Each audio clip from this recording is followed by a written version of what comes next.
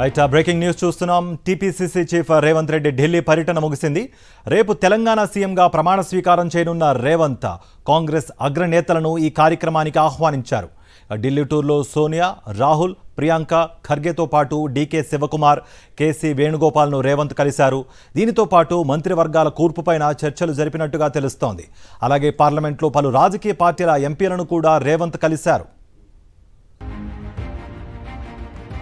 ఇదే అంశానికి సంబంధించి మరింత సమాచారం మా ఢిల్లీ ప్రతినిధి వెంకటేష్ అందిస్తారు. వెంకటేష్, రేవంత్ రెడ్డి ఈరోజు ఢిల్లీలో బిజీగా గడిపారు. ఉదయం నుంచి ఆయన వరుసగా ఏఐసీసీ అగ్రనేతలందరినీ కలిశారు. సోనియా గాంధీని కలుసుకున్నారు.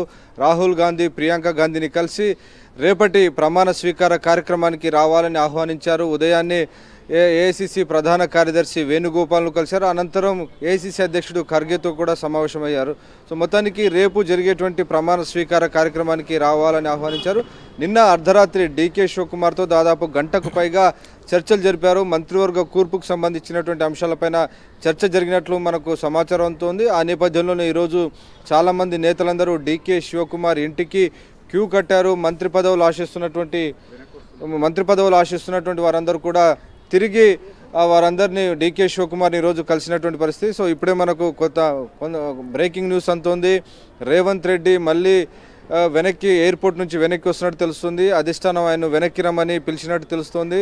రేపు ప్రమాణ స్వీకార నేపథ్యంలో ఎవరెవరు మంత్రులుగా ప్రమాణ స్వీకారం చేయాలి, ఈ అంశాలపైన చర్చ జరగాల్సినటువంటి నేపథ్యంలో తిరిగి రేవంత్ రెడ్డిని వెనక్కి రమ్మని పిలిచినట్టు మనకు ఇప్పుడే తాజాగా సమాచారం వస్తుంది. సో ఈ సమావేశాన్ని ముగించుకున్న తర్వాత రేవంత్ రెడ్డి బయలుదేరి మళ్ళీ హైదరాబాద్ వెళ్ళే అవకాశం కనబడుతుంది. నిజానికి ఆయన ఫ్లైట్ షెడ్యూల్ అయింది 4:30కు. ఆయన ఇక్కడ నుంచి టేకాఫ్ కావాలి. ఆ మేరకు ఆయన ఇంటి నుంచి ఎయిర్పోర్ట్ బయలుదేరారు. కానీ మార్గ మధ్యంలోనే హైకమాండ్ నుంచి ఆయనకు ఫోన్ వచ్చినట్టు తెలిసింది. ఆ నేపథ్యంలోనే తిరిగి ఆయన వెనక్కి వస్తున్నారు. హైకమాండ్ పెద్దల్ని కలుసుకోబోతున్నారు. రేపు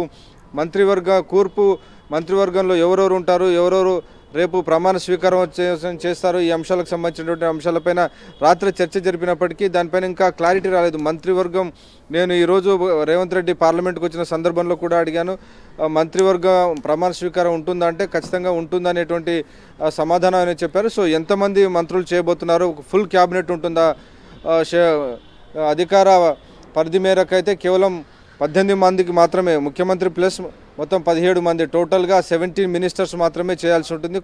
ఆ 17 మంది రేపు చేస్తారా, లేకుంటే ఇంకా సగం రేపు చేసి మిగిలినటువంటి వారికి పైన కసరత్తు చేసేందుకు మరొక రోజు సమయం ఇస్తారన్నది మనం వేచి చూడాలి. సో మొత్తానికి ఈ కసరత్తు చాలా కీలకమైనటువంటి పర్యటన రేవంత్ రెడ్డిది. సో రేపు మంత్రివర్గం అంతా కూడా ప్రమాణ స్వీకారం చేస్తున్న నేపథ్యంలో ఇప్పటికే మంత్రివర్గంలో పదవులు ఆశిస్తున్న వారందరూ కూడా ఢిల్లీలో చక్కర్లు కొడుతున్నారు. ఏఐసీసీ పెద్దలను కలుసుకుంటున్నారు. కాబట్టి సో ఆ మంత్రివర్గ కూర్పుకు సంబంధించి రేవంత్ రెడ్డితో చర్చలు జరిపేందుకు మళ్ళీ ఆయన వెనక్కి రావాలని ఆహ్వానించినట్టు సమాచారం వస్తుంది. అంటే వెంకటేష్, తిరిగి వెనక్కి పిలవడం జరిగింది. మళ్ళీ రిటర్న్ హైదరాబాద్ ఎప్పుడు వచ్చే అవకాశం ఉంది? దానికి సంబంధించిన అప్డేట్స్ ఏమైనా ఉండే అవకాశం ఉందా? అయితే ఈ రోజు వస్తారా, లేకపోతే ఏంటి మరి పరిస్థితి? రేవంత్ రెడ్డి స్పెషల్ ఫ్లైట్లో వస్తున్నారు. సో సమావేశం ముగిసిన తర్వాత ఆయన ఎప్పుడైనా వెళ్ళిపోవచ్చు. స్పెషల్ ఫ్లైట్ ఆయన కోసం సిద్ధం చేసి పెట్టారు. కాబట్టి 2 గంటల ఇంటిమేషన్తో ఆయన తిరిగి వెళ్ళిపోయేటువంటి అవకాశం ఉంటుంది. కాబట్టి ఆ మేరకు అధికారులందరూ కూడా ఏర్పాట్లు చేశారు. సీఎం కాన్వాయ్ అంతా కూడా ఆయన వెంటనే ఉంది. కాబట్టి ఆయన రిటర్న్ వెళ్ళడం ఏ టైంకైనా వెళ్ళేటువంటి అవకాశం ఉంటుంది. సో ప్రత్యేకమైనటువంటి విమానం సిద్ధం చేశారు.